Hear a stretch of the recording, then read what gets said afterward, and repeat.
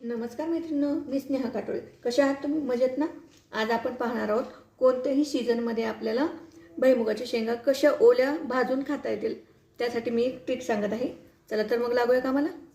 हे बघा, इथं मी वाळल्या खणखण शेंगा अशा घेतल्या.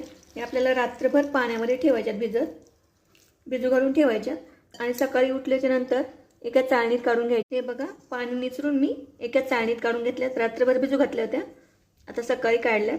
कडकडीत असा तवा तापलेला आहे. आपण त्यावर आता ह्या शेंगा भाजून घेणार आहोत. 1 मिनिटभर आपल्याला शेंगातलं पाणी ओतून घेऊन तर थांबायचं आहे. बघा, शेंगातून असा चटचट आवाज आला की आपल्याला शेंगा हलवायच्या आहेत. हे बघा, आपल्या शेंगा भाजत आल्यात. आता मस्त अशा भाजल्यात. लाईक शेअर सबस्क्राईब जरूर करा. धन्यवाद माझा व्हिडिओ